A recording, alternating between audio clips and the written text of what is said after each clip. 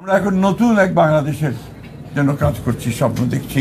আমাদের নেতা, আমাদের তরুণ নেতা, আমাদের দলের চেয়ারম্যান এবং বর্তমান প্রধানমন্ত্রী তারেক রহমান সাহেবের নেতৃত্বে, এবং অতি অল্প সময়ের মধ্যেই তিনি যে দেশের মানুষের মধ্যে যে একটা অবস্থান করে নিয়েছেন, যে তিনি কাজ শুরু করেছেন এবং কাজ করবেন, এবং তার বিভিন্ন কর্মপদ্ধতিতে সেটাই প্রমাণিত হচ্ছে। আমরা বিশ্বাস করি, আশা করি যে বাংলাদেশ জাতীয়তাবাদী দল তার নেতৃত্বে আরও শক্তিশালী হয়ে উঠবে, এবং এই সরকার, যে সরকার গঠন করা হয়েছে তার নেতৃত্বে, সেই সরকার সফল হবে বাংলাদেশকে তার ইপ্সিত লক্ষ্যে নিয়ে যেতে, এবং সত্যিকার অর্থেই একটা সুখী সমৃদ্ধ বাংলাদেশ গড়ে তুলবে, যা আমাদের প্রতিষ্ঠাতা শহীদ প্রেসিডেন্ট জিয়া রহমানের আমাদের লক্ষ্য ছিল।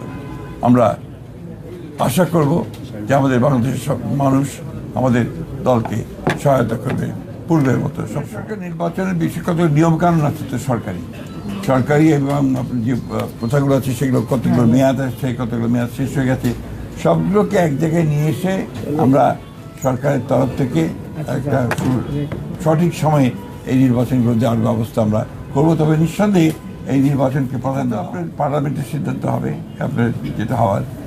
পার্লামেন্ট জানেন যে তাদের জনগণের সঙ্গে সম্পৃক্ততা থাকতে হবে, রাজনীতির সঙ্গে সম্পৃক্ত, দলের সঙ্গে সম্পৃক্ততা থাকতে হবে। আমাদের দলের পক্ষ থেকে যারা দলের সঙ্গে সম্পৃক্ত আছেন তাদেরকে প্রাধান্য চাইনি, এবং আমরা যেহেতু আপনার আইনগতভাবে বলা আছে যে তাদের কার্যক্রম নিষিদ্ধ, সেইভাবেই এটাকে দেখা হবে।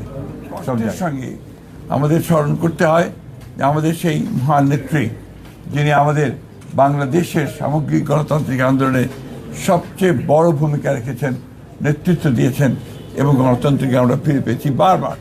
91 সালে সেই 89-এর গণ আন্দোলনের সময় তিনি নেতৃত্ব দিয়েছেন, 91-তে সরকার গঠন করেছেন, পরবর্তীকালে 96-তে এবং তারও পরে প্রত্যেকটি আন্দোলনে তিনি নেতৃত্ব দিয়ে গণতন্ত্রকে প্রতিষ্ঠা করার জন্য তিনি কাজ করেছেন, এবং তাকে সেই জন্যই আমরা বারবার স্মরণ করি।